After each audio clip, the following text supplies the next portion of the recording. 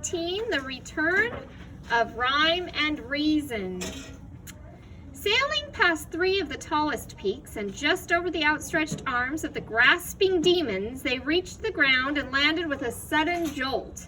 "Quick," urged Tock, "follow me, we'll have to run for it."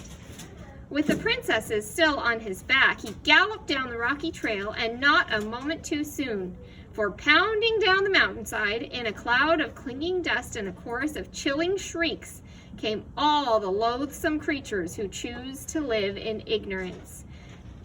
I want you to think about that phrase, choose to live in ignorance, because we're going to talk about it after I finish reading the chapters. And who had waited so very impatiently? Thick black clouds hung heavily overhead as they fled through the darkness, and Milo, looking back for just a moment, could see the awful shapes coming closer and closer. Just to the left, and not very far away, were the triple demons of compromise. One tall and thin, one short and fat, and the third exactly like the other two. As always, they moved in ominous circles, for if one said here, the other said there, and the third agreed perfectly with both of them. And since they always settled their differences by doing what none of them really wanted, they rarely got anywhere at all, and neither did anyone they met. Jumping clumsily from boulder to boulder and catching hold with his cruel, curving claws was the horrible, hopping Hindsight, a most unpleasant fellow whose eyes were in the rear and whose rear was out in front.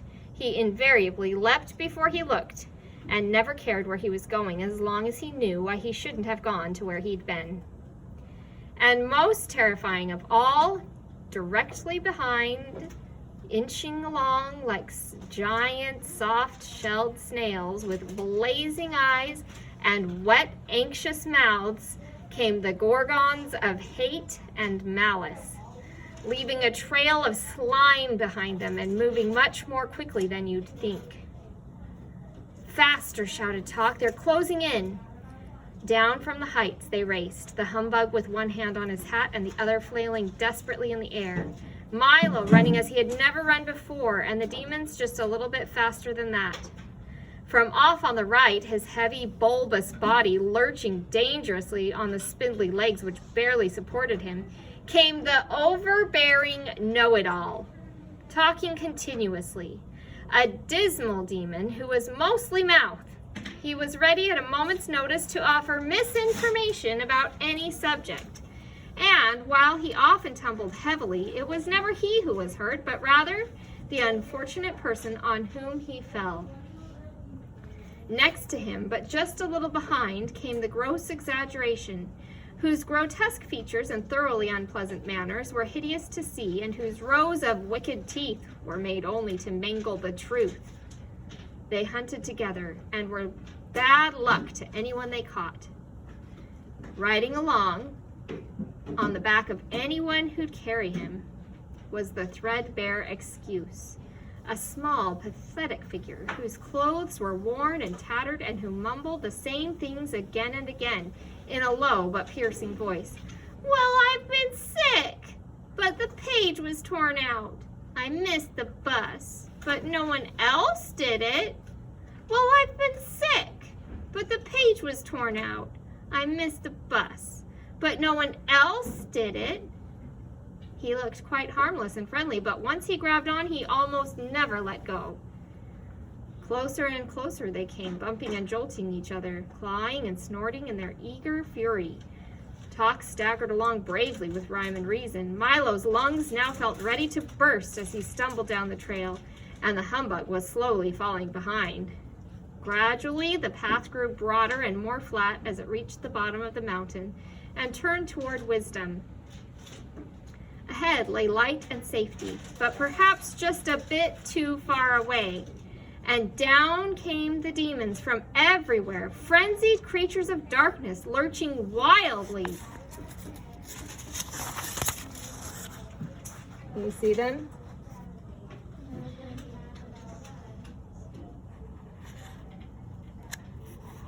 They look like anybody you'd want to meet? No.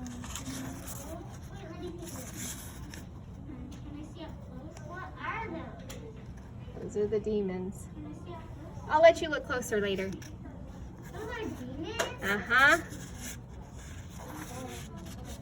Toward their prey.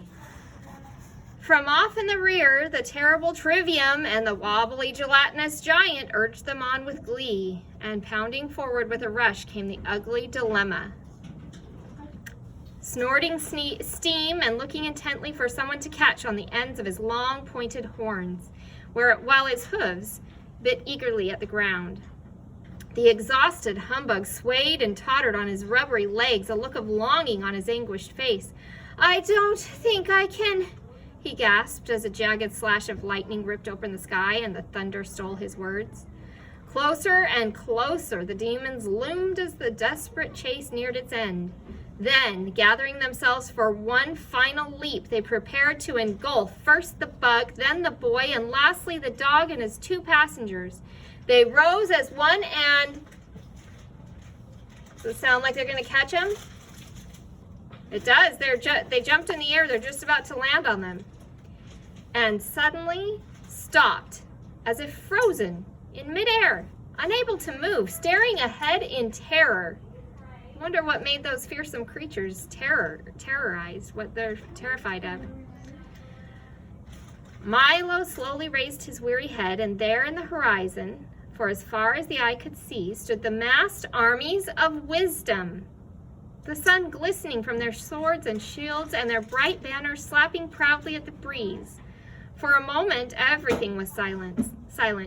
Then 1,000 trumpets sounded, then 1,000 more.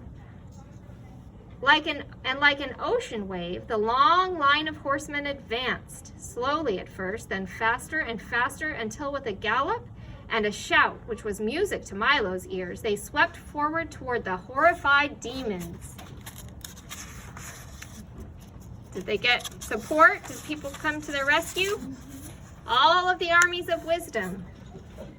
Then there in the lead was King Azaz, his dazzling armor embossed with every letter of the alphabet.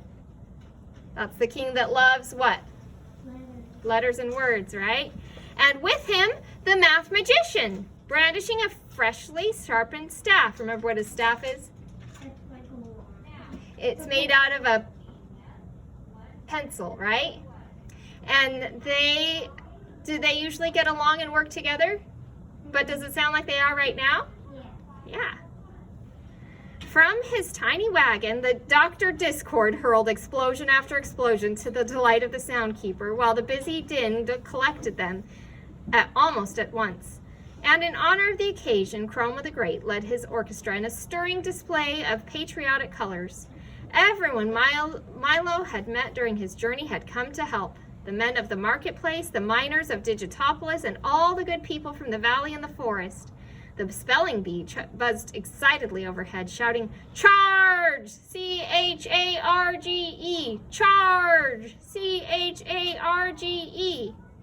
Canby, who, as everyone knew, was as cowardly as can be, came all the way from Conclusions to show that he was also as brave. And even Officer Shrift, mounted proudly on a long, low dachshund, galloped grimly along. Cringing with fear, the monsters of ignorance turned in flight, and with anguished cries too horrible ever to forget, returned to the damp, dark places from which they came. The humbug sighed with relief, and Milo and the princesses prepared to greet the victorious army.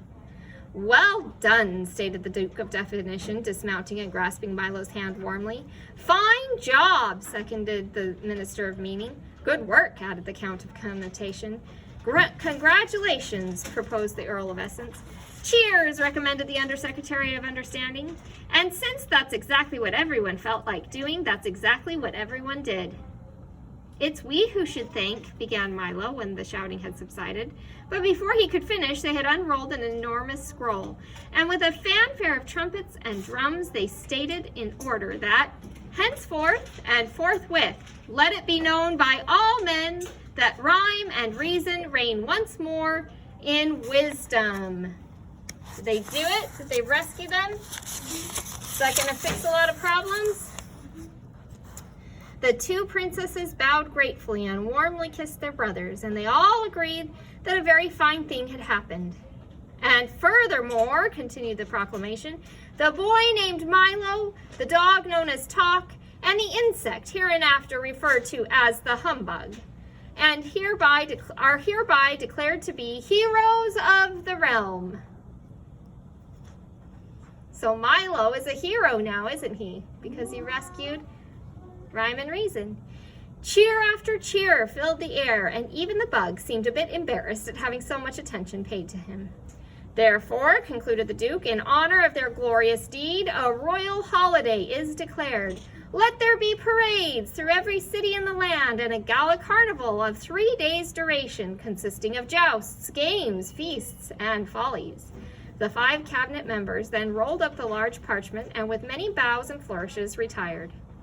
Swift horsemen carried the news to every corner of the kingdom, and as the parade slowly wound its way through the countryside, crowds of people gathered to cheer it along. Garlands of flowers hung from every house and shop and carpeted the streets. Even the air shimmered with excitement, and shutters closed for many years were thrown open to let the brilliant sunlight shine where it hadn't shone in so long. Milo, Talk, and the very subdued Humbug sat proudly in the royal carriage with Azaz the mathematician and the 2 princesses, and the parade stretched for miles in both directions. As the cheering continued, Rhyme leaned forward and touched Milo gently on the arm. "They're shouting for you," she said with a smile. "But I could never have done it," he objected, "without everyone else's help." "That may be true," said Reason gravely, "but you had the courage to try. And what you can do is often simply a matter of what you will do." "That's why," said Azaz, "there was one very important thing about your quest that we couldn't discuss until you returned." "I remember," said Milo eagerly. "Tell me now." "It was impossible," said the king, looking at the mathematician. "Completely impossible," said the mathematician, looking at the king. "Do you mean," stammered the bug, who suddenly felt a bit faint. "Yes, indeed," they repeated together, "but if we'd told you then, you might not have gone. And as you've discovered, so many things are possible just as long as you don't know they're impossible." And for the remainder of the ride, Milo didn't utter a sound.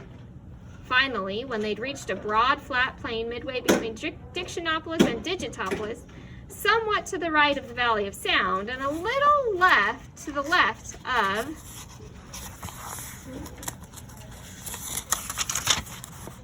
the Forest of Sight, the long line of carriages and horsemen stopped, and the great carnival began. Gaily striped tents and pavilions sprang up everywhere as the workmen scurried about like ants. Within minutes, there were race courses and grandstands, sideshows and refreshment booths, gaming fields, Ferris wheels, banners, bunting, and bedlam, almost without pause. The mathematician provided a continuous display of brilliant fireworks made up of exploding numbers which multiplied and divided with breathtaking results. The colors, of course, being supplied by Chroma, and the noise by a deliriously happy Dr. Discord. Thanks to the soundkeeper, there was music and laughter, and for very brief moments, even a little silence. Alec Beings set up an enormous telescope and invited everyone to see the other side of the moon, and the Humbug wandered through the crowd, accepting congratulations and recounting in great detail his brave exploits, most of which gained immeasurably in the telling. And each evening, just at sunset, a royal banquet was held. There was everything imaginable to eat. King Azaz had ordered a special supply of delicious words in all flavors, and for those who liked exotic foods in all languages, too. The mathematician had provided innumerable platters of division dumplings, which Milo was very careful to avoid, for no matter how many you ate, when you finished, there was more on your plate than when you began. And of course, following the meal came songs, epic poems, and speeches in praise of the princesses and the 3 gallant adventurers who had rescued them. King Azaz and the mathematician pledged that every year at the same time they would lead their armies to the mountains of ignorance until not one demon remained, and everyone agreed that no finer carnival for no finer reason had ever been held in wisdom. But even things as fine as all that must end sometime, And late on the afternoon of the third day, the tents were struck, the pavilions were folded, and everything was packed, ready to leave. "It's time to go now," said Reason, "for there is much to do." And as she spoke, Milo suddenly remembered his home. He wanted very much to go back, yet somehow he could not bear the thought of leaving. "And so you must say goodbye," said Rhyme, patting him gently on the cheek. "To everyone?" said Milo unhappily. He looked around slowly at all the friends he'd made, and he looked very hard, so as not to forget any of them for even an instant. But mostly he looked at Talk and the Humbug, with whom he had shared so much. The perils, the dangers, the fears, and best of all, the victory. Never had anyone had two more steadfast companions. "Can't you both come with me?" he asked, knowing the answer as he said it. "I'm afraid not, old man," replied the Bug. "I'd like to, but I've arranged a lecture tour, which will keep me occupied for years." "And they do need a watchdog here," barked Talk sadly. Milo embraced the Bug, who in his most typical fashion was heard to mumble gruffly, "Bah," but whose damp eyes told quite a different story. Then the boy threw his arms around Talk's neck, and for just a moment held on very tightly. "Thank you for everything you've taught me," said Milo to everybody as a tear rolled down his cheek. "And thank you for what you've taught us," said the king, and as he clapped his hands, the little car was brought forward, polished like new.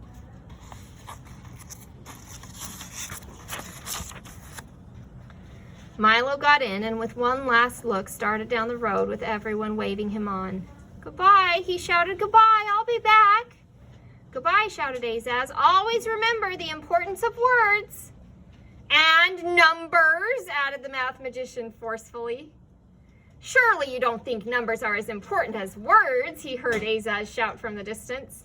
"Is that so?" replied the math magician a little more faintly. "Why, if—" "Oh dear," thought Milo, "I do hope they don't start it all again." And in a moment they had faded from sight as the road dipped, turned, and headed for home.